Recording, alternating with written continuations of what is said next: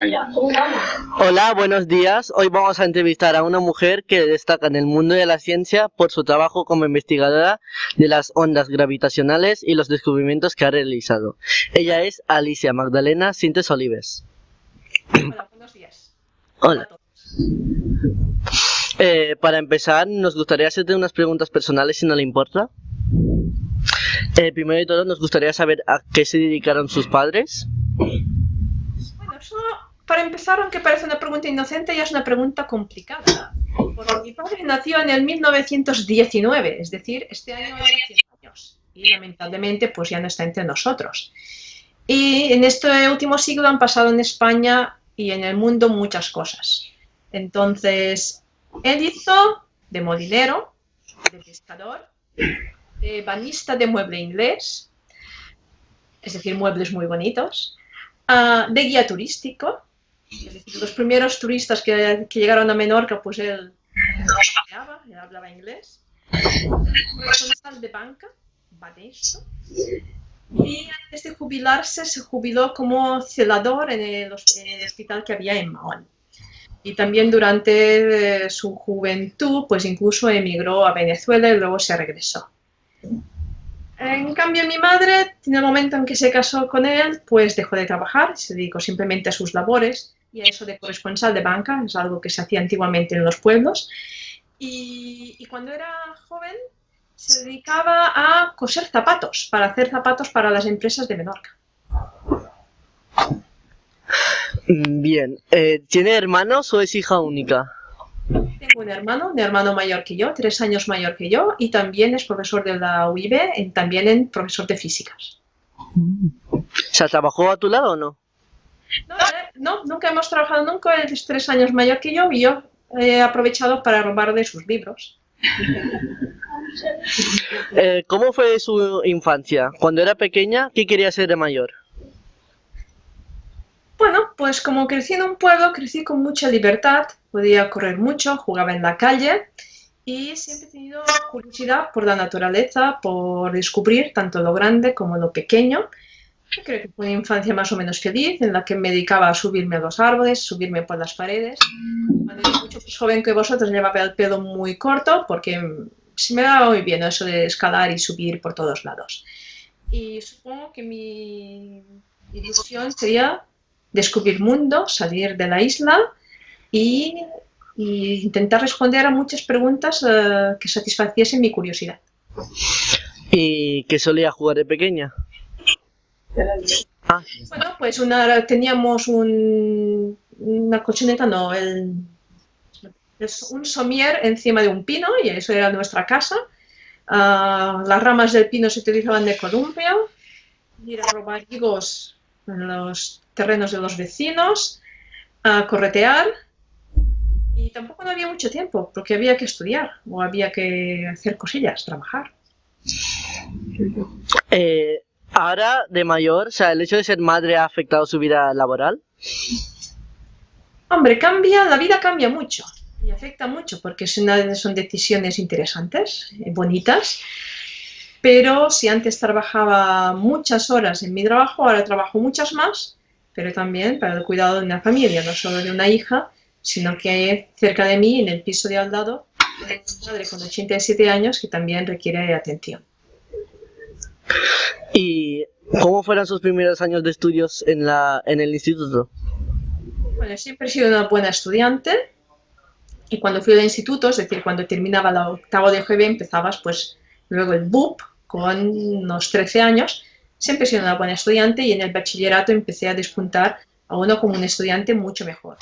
Tengo muy gratos recuerdos de esa época, hice muy buenos amigos y lo pasé muy bien. Aunque he de reconocer que en el primer año de instituto, claro, yo era la chica, la rara, como veis mi aspecto siempre nunca ha sido muy cuidado, pues las primeras semanas o los primeros meses se metieron bastante conmigo por mi aspecto. Y entre optar entre que te mojen en la fuente, dado que tenía mucho pelo y muy largo y muy fuerte en ese momento, les dije que yo prefería que me colgasen de mi coleta. Pues era bastante habitual que se me colgase la coleta, pero dejó de ser divertido, dejaron de colgarme y luego ya atacaron al siguiente.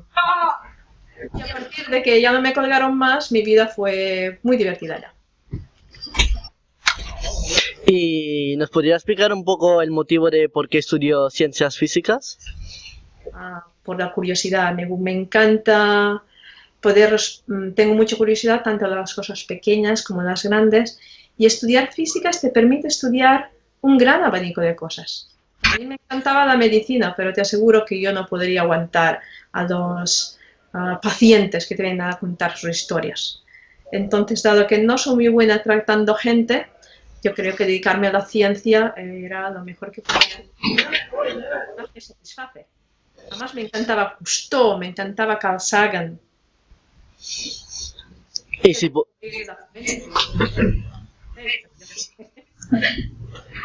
y si pudiera volver atrás, ¿cambiaría de carrera o seguiría igual? De físicas me gustó y era realmente lo que buscaba. Y estoy seguro que muchos otros, es decir, mi opinión es que cada uno ha de elegir estudiar lo que cree que le puede satisfacer, ha de hacerlo por vocación, y si uno se equivoca, pues es igual, se cambia y luego se elige otra cosa. Hemos leído que es profesora titular de universidad en el área de física teórica. ¿Qué asignatura imparte? Bueno, esto depende de qué año. Normalmente en la actualidad imparto clases en el grado de físicas y también en el máster de física avanzada. En estos momentos, en el grado de física, estoy impartiendo clases de ecuaciones diferenciales, es decir, como unas matemáticas. A veces he dado clases de cálculo vectorial, álgebra, física general. Y en el máster ya sí que doy clases de tratamiento masivos de datos, ondas gravitacionales, agujeros negros. Y en mi vida pues he dado clases diversas de mecánica o de física general, tanto al grado de edificación, al grado de ingeniería agrícola, depende. ¿Y qué le atrajo de la astrofísica para dedicarse a ella? Bueno, como has dicho, soy titular en física teórica, no en astrofísica, aunque sea más bien astrofísica yo. Supongo durante la carrera, pues cursé la asignatura de relatividad general. Me llamó mucho la atención porque no entendía nada, entonces me dediqué a hacer un doctorado en ese tema. Y de ese tema pues me he ido cada vez a cosas más aplicadas, como es las ondas gravitacionales, que es una de las predicciones de esta teoría de la relatividad general. Entonces he ido variando un poco de tratar aspectos más teóricos y más matemáticos a cada vez pues más observacionales e involucrarme en grandes experimentos. ¿Y en su trabajo ha sentido alguna vez que se le ponía más difícil por ser mujer? Eso también es una pregunta curiosa, porque de micromachismos hay muchos. No es fácil contestar a la pregunta, porque muchas veces son las propias mujeres que se autolimitan. La vida no es fácil, hay muchas circunstancias que uno lo rodea y la sociedad te espera unas cosas de ti, pero esas imposiciones muchas veces vienen dadas por la propia mujer. Entonces, todas podemos. Que vea una chica, pues todo el mundo puede hacer lo mismo. Yo lo que he notado más discriminación o más impedimentos a veces es por de dónde son tus orígenes, de qué universidad vienes, con quién has hecho tu doctorado, en qué centro has hecho tus estancias postdoctorales. Esto marca mucho más el pedigrí, el tener un padrino fuerte en un campo, que no el simple hecho de ser mujer. Aunque evidentemente es mirando los números de gente que empiece a estudiar ciencias y número de mujeres que ocupan los cargos, o que son catedráticas, rectores y demás, se ve una disminución brutal. Y está claro que el intentar formar familia es un momento crucial en que muchas mujeres desaparecen. Pero eso es una opción que no es que se le ponen más difícil, a veces son opciones personales, en que la gente se quita de en medio. ¿Y tú misma tuviste que defenderse del hecho por ser mujer o no? Bueno, dado que casi tengo 50 años, han ocurrido muchas cosas y podría estar horas hablando de anécdotas. Ah,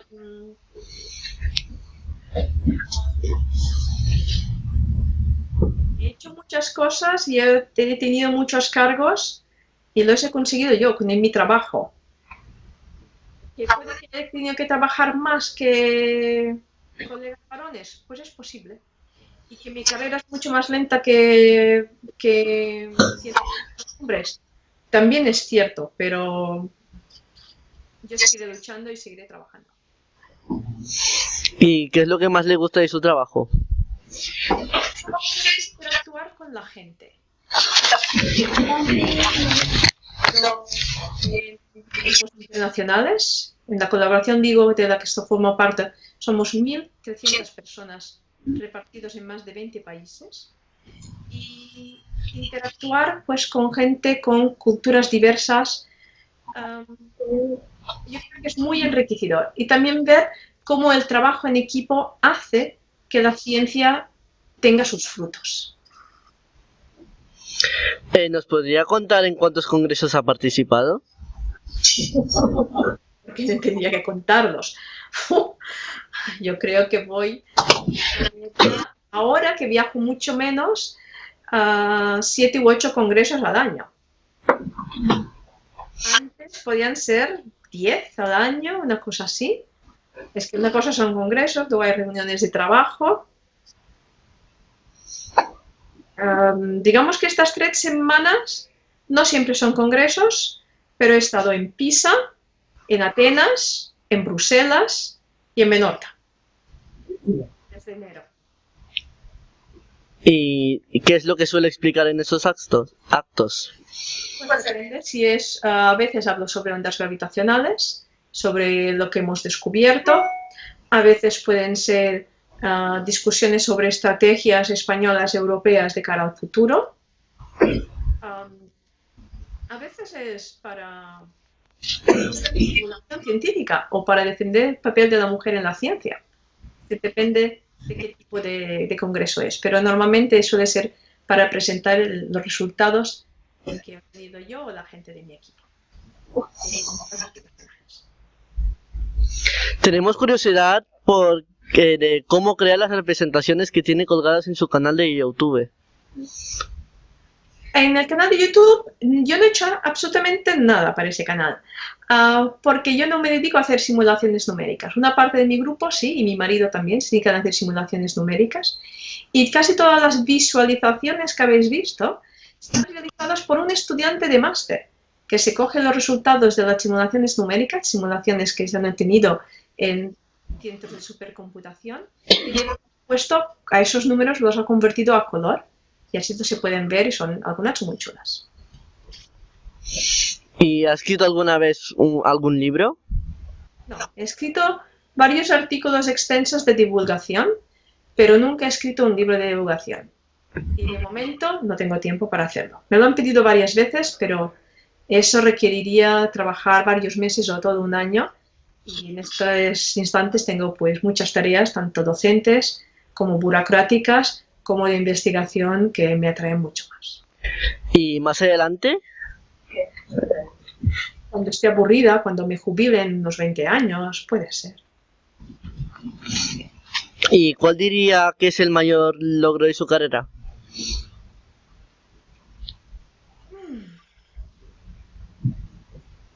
Pues yo estoy muy satisfecha de haber desarrollado algoritmos que pueden hacer barridos en busca de ondas gravitacionales procedentes de púlsares, que aún no hemos visto ninguno. También estoy muy satisfecha de cuando empecé a trabajar pues, con mi marido, pues que nos pusimos a conectar el trabajo que hacía con el mío, y ahora esto de hacer modelos de ondas gravitacionales teniendo en cuenta las simulaciones numéricas fue algo que impulsamos, y ahora es lo que es un llamado hot topic y completamente necesario para poder analizar los datos. También estuve muy orgullosa de que pude liderar algo que se llama estimación de parámetros para una futura misión espacial LISA, y que como fruto de ese trabajo me nombraron asesora en la Agencia Espacial Europea durante unos 4 años. Han sido diferentes trabajos que han dado diferentes frutos que estoy contenta. Y al ganar parte del Premio Nobel de Física, ¿cómo se sintió? Bueno, ese es el único premio de los que me ponen que ese no lo he tenido yo, porque el premio Nobel se le dieron a los 3 profesores, a los 3 fundadores de LIGO, son Kip Thorne de Caltech y Barry Barish de Caltech y Rainer Weiss de MIT. Ellos son los que tienen el premio Nobel de Física. Evidentemente, sí fui a la celebración, sí estuve ya presente cuando se otorgaban los premios y ver la gran satisfacción cuando ellos agradecen a que es el premio que ellos obtuvieron no habría sido posible sin toda la colaboración de gente que hay detrás. Otros premios que sí tenemos, sí que tenemos el Príncipe de Asturias. Ese sí que forma parte, porque lo dieron a la colaboración entera. El Gruber, el Cosmología, Breakthrough Prize y luego los premios aquí en Baleares, pues casi todos los premios como el Ramon Llull, el Jaume Sabón, el grupo, y como el grupo también recibió la medalla de oro de la Ciudad de Palma. Estamos muy contentos de haber obtenido todos estos reconocimientos. ¿Y qué es lo que más le gusta de un proyecto nuevo? Bueno, yo nunca tengo un proyecto nuevo, sino que es un proyecto que se va complicando y que mientras tú vas respondiendo a una serie de preguntas se van abriendo muchas más. Es decir, yo en estos momentos llevo 20 años trabajando en la detección de ondas gravitacionales y a esto me voy a dedicar el resto de mi vida. Hay que recordar que cuando yo empecé a trabajar en ello no había aún detectores. Y hace 20 años que también trabajo en la futura misión espacial DISA, que puede que se lance al espacio en el 2034.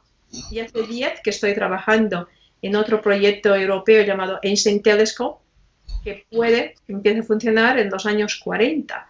Es decir, trabajar en grandes proyectos implica pues muchos años de dedicación y muchos años de preparación. No es que ahora hago esto y la próxima semana hago algo más, sino que el trabajo va evolucionando. Bien, muchas gracias, Alicia. Ahora os pasaré a mi compañera de clase. Hola, yo soy Nuria, encantada. Y bueno, ahora nos gustaría preguntarle sobre sus investigaciones. Nos gustaría saber cuáles son sus campos de investigación actuales ahora mismo. Pues mi campo de investigación se centra principalmente en intentar detectar ondas gravitacionales procedentes tanto de la fusión de agujeros negros y estrellas de neutrones como estrellas de neutrones que están en rotación incluso aisladas en nuestra galaxia. Estrellas de neutrones es el remanente de una explosión de supernova y son unas estrellas que tienen entre 1 y 2 veces la masa de nuestro Sol y solo un radio de unos 10 kilómetros. Es decir, cogéis el Sol, lo comprimís y cabe dentro de Ibiza. Entonces esto es una estrella en que en su interior hay condiciones extremas y a mí me gustaría detectar las ondas gravitacionales procedentes de este tipo de estrellas. Y algunas de ellas son conocidas como púlsares. Esto es por un lado y por el otro lado siempre nos dedicamos a ayudar en lo que se llama commissioning, en la puesta a punto de estos detectores interferométricos. Y por este motivo, dentro de unas semanas, otro de nuestros estudiantes de doctorado, Pep Kovas, volverá a ir a las instalaciones de LIGO Hanford pues a trabajar 3 meses allá, a hacer turnos en salas de control, en el desierto. ¿Y cuántos proyectos ha realizado? Aparte de las ondas gravitacionales, ¿se ha centrado en alguna otra cosa? Bueno, yo me inicié, cuando hice el doctorado, estuve trabajando en cosmología, en los estudios matemáticos de cosmologías inhomogéneas. Pero ya cuando estuve ya terminando el doctorado, ya empecé que quería trabajar en esto de ondas gravitacionales. Y en ondas gravitacionales he trabajado en la caracterización de estos instrumentos, en el commissioning. He liderado puestos tanto en el detector GEO 600, que es el detector alemán, está puesto a punto.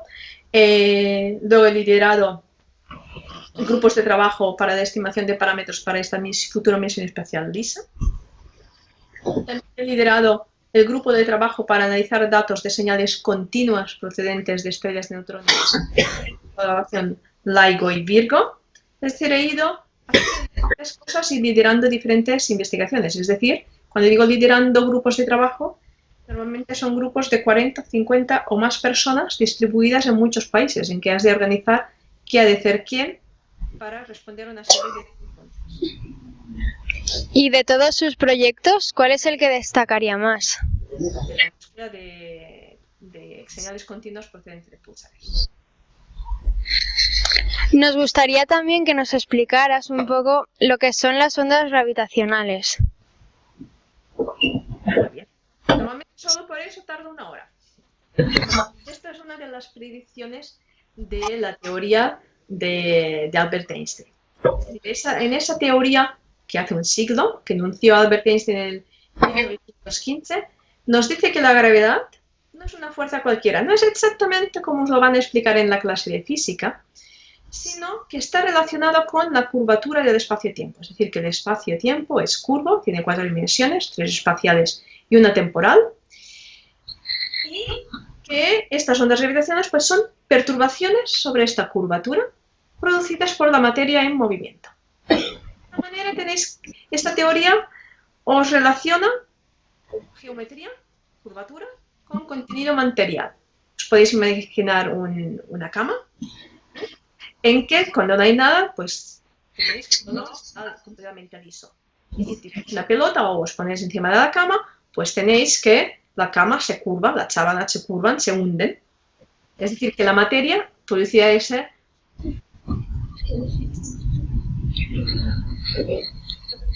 Otra pelota, por ejemplo, por mucho que me intentéis tirar recto, pues no va recta, sino como estáis metidos y hay un hueco, pues se curva. Pues más o menos esto es lo que nos dice esta teoría. Pero la teoría se complica mucho más porque también te dice que las cosas como mucho viajan a la velocidad de la luz.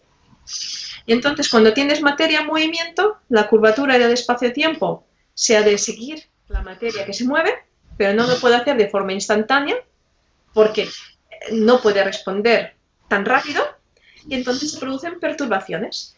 Es decir, de alguna manera estas ondas gravitacionales son como si todo el espacio-tiempo vibrase como un tambor, llevando información sobre lo que lo produce. Y el chico que vengo ahí detrás de la cámara que se está moviendo está generando ondas gravitacionales. Pero la amplitud de las ondas son extremadamente pequeñas. Y nosotros solo vamos a tener posibilidad de detectar ondas gravitacionales de los eventos más catastróficos y más energéticos que se producen en el universo. De tipo supernova, fusiones de agujeros negros, fusiones de estrellas de neutrones o incluso del propio Big Bang.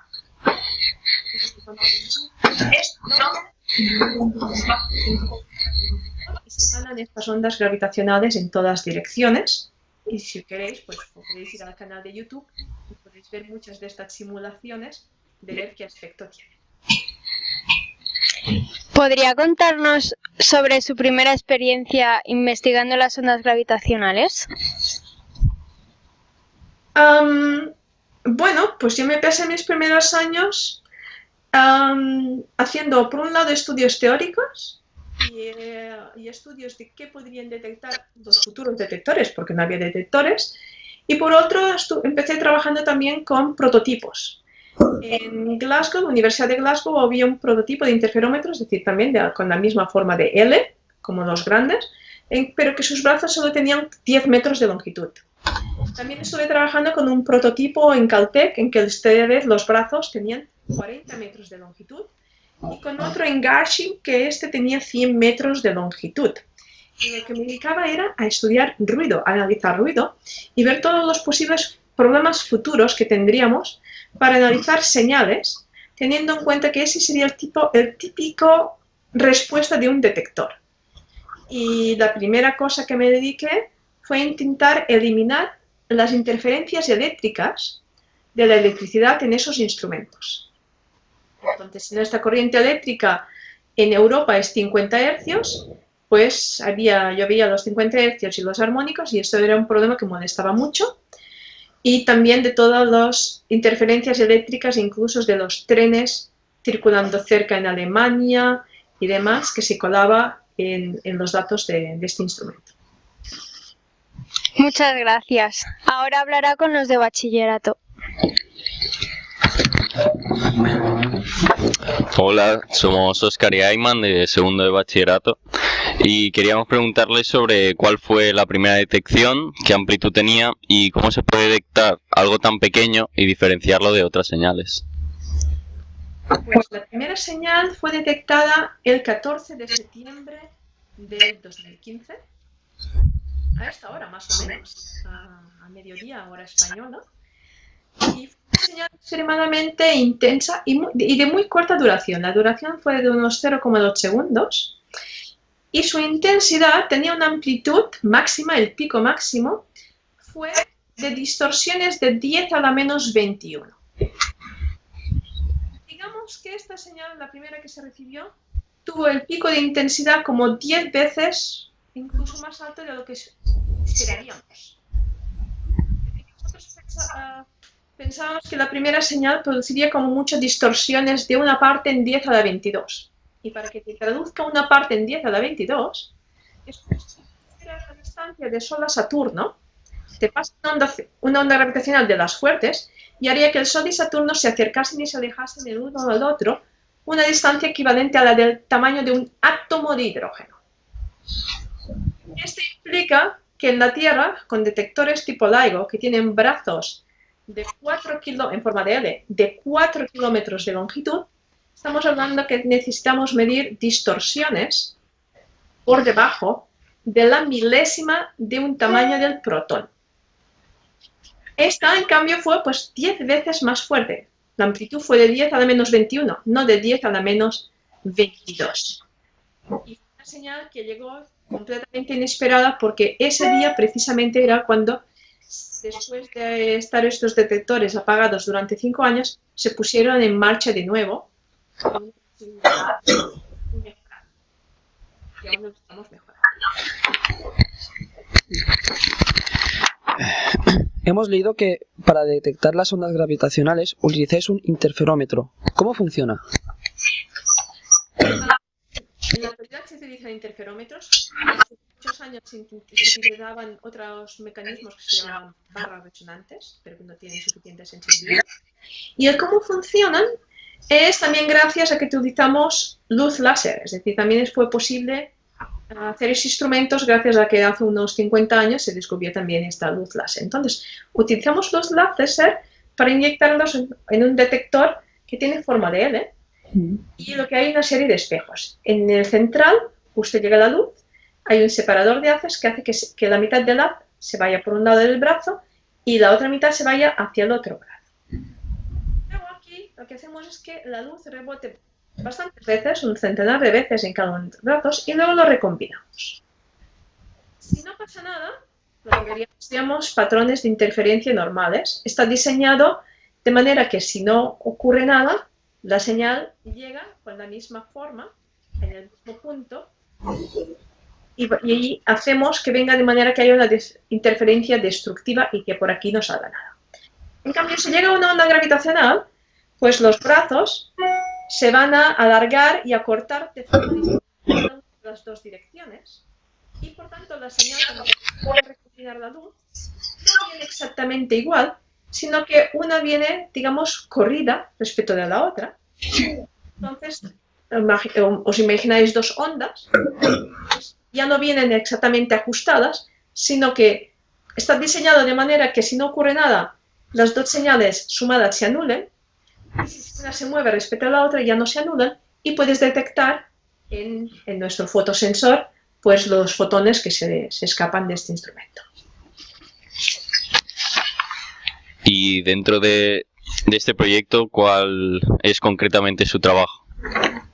Bueno, por un lado es asegurarnos de que todo este instrumento, que es extremadamente complejo, porque estamos hablando, sí, de un detector interferométrico tipo Michelson, porque esto es lo que define la parte óptica, pero también este instrumento está en vacío, utiliza un péndulo, no un péndulo normal, sino un péndulo cuádruple, es decir, un péndulo suspendido de otro péndulo, perdonad, ahora voy a apagar mi teléfono, no puedo hablar, entonces le voy a decir, espera que no puedo hablar, voy a seguir diciendo. diciendo que no puede hablar pues en medio de una entrevista. Entonces, por un lado, me he dedicado a estudiar... Un segundín. No puc xerrar que estic a mig d'una entrevista. Després t'agrego. Vale. Pues por un lado, es un instrumento muy complejo, de materiales extremadamente sofisticados, suspensiones sofisticadas, aislamiento sísmico, aislamiento de muchos tipos, para poder hacer estas mediciones. Entonces, una parte del trabajo es caracterizar este instrumento, o mejor dicho, caracterizar el ruido que vemos en los datos del instrumento. Y eso es muy importante, porque cuando intentamos luego analizar los datos para obtener información astrofísica, van a tener completamente controlado que todo está funcionando bien. Es decir, cuando estás intentando hacer medidas de distorsiones, es decir, de movimiento entre espejos por debajo de la milésima o de la 10 milésima de un tamaño de un protón, os podéis imaginar que todo influye. Influye en las mareas, influye el ruido humano, influye todo. Influye el viento, bueno, el viento está totalmente aislado, pero es que el viento te puede mover los árboles. Y si te mueven los árboles, estás cambiando la G, la constante esta de gravedad para hacer vuestros cálculos, pues la G va cambiando, porque está cambiando el gradiente gravitacional. Entonces es un instrumento complejo. También detectamos en este instrumento todos los terremotos que ocurren en la Tierra con intensidad superior a 4. O incluso se pueden colar el ruido de aviones que te sobrevuelan. Entonces, primero de todo es caracterizar el ruido en los detectores. Entender perfectamente de dónde vienen y si hay algún subsistema que no esté funcionando correctamente. Esto es una parte del trabajo. El otro es desarrollos teóricos de qué tipos de señales esperamos de las fuentes astrofísicas. Porque cada tipo de fuente, cada fenómeno, va a producir una señal distinta, como una canción distinta. Y tenemos que saber qué es lo que buscamos para poderlo analizar. Y a lo que más me dedico es a desarrollar algoritmos, desarrollar software y estrategias para analizar estos datos según las distintas fuentes. Y utilizamos pues cantidades enormes de datos que se utilizan en Alemania o en Estados Unidos. Los clústeres que tenemos dedicados a digamos, centros de supercomputación dedicados a analizar estos datos. Y eso lo tenemos aquí. Los articulitos con todos los resultados. Bueno, antiguamente se pensaba que el espacio estaba inundado por un fluido llamado el éter. Las ondas gravitacionales se entendía muy bien si existiera este éter, pero como sabemos no existe. Entonces, ¿cómo se propagan las ondas gravitacionales? Cuando estudiáis física o asignaturas, pues os explicarán que hay diferentes tipos de ondas. Os explican que están las ondas electromagnéticas y las ondas mecánicas. Pues las ondas gravitacionales no son ni ondas mecánicas ni ondas electromagnéticas, es un tipo más de ondas, totalmente distintas. Las ondas mecánicas necesitan un medio para propagarse.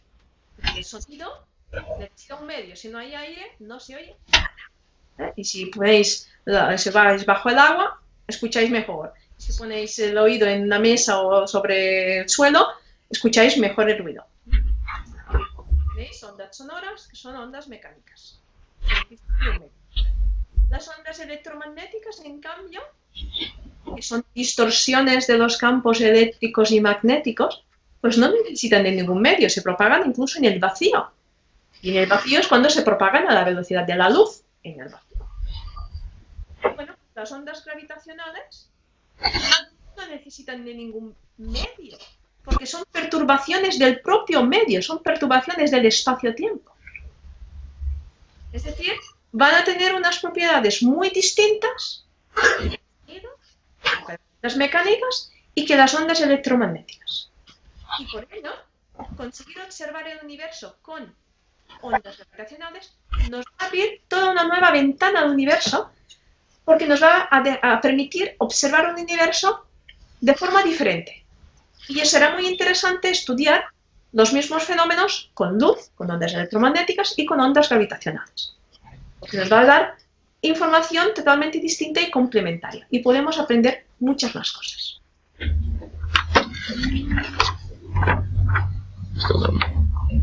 Dentro de todas las investigaciones en que ha participado, ¿ha habido algún descubrimiento que sirva para mejorar en un futuro la vida de la humanidad?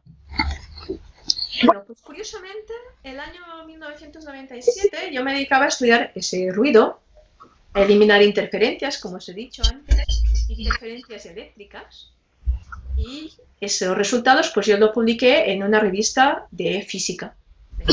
Y la sorpresa fue que a cabo de unas pocas semanas fui contactada por la clínica anestésica de Innsbruck en Austria, que querían mis códigos porque ellos lo fueron a aplicar, y fue aplicado ya en diferentes publicaciones, el mismo tipo de algoritmo a un problema completamente distinto, a un problema de medicina. Y en particular, esto de eliminación de artefactos de interferencia eléctrica se aplicó en la, tengo mi chuleta porque seguro que me debéis preguntar, en la eliminación de artefactos en la resurrección cardiopulmonar en fibrilación ventricular. Los resultados que luego estos pues publicaban en el año 2000, cuando yo en el 1997 había trabajado en esto. Es decir, uno de mis trabajos ha tenido aplicación a medicina. También tratamos datos de forma masiva y todo ello se puede aplicar a diferentes campos.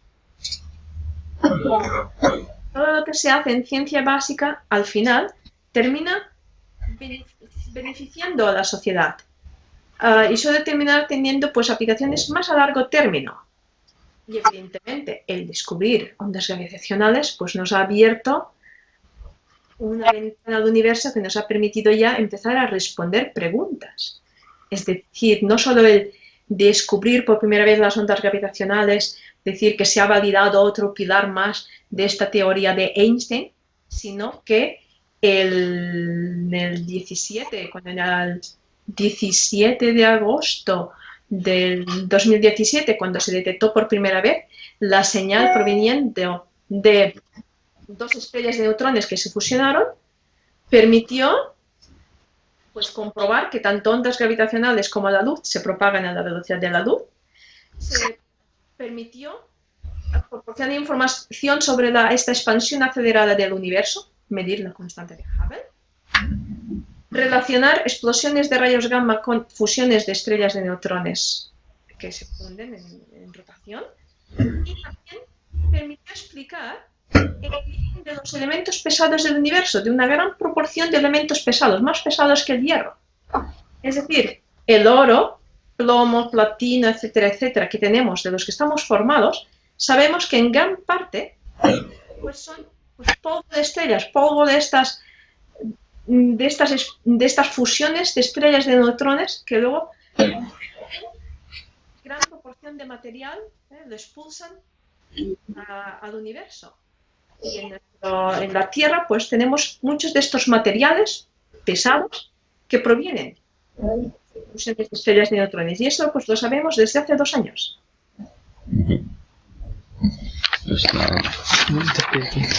Pues hasta aquí ha llegado todo en la entrevista.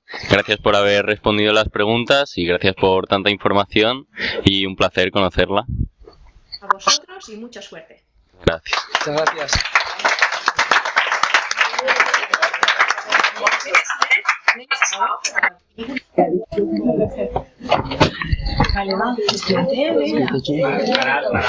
A ver, gracias Alicia, ha sido un placer. Menuda clase de física les has dado, impresionante. Muy bien. Gracias por el buen trabajo que habéis hecho. Bueno, gracias, Ya te mandaremos la entrevista. Vale, hasta luego, chao.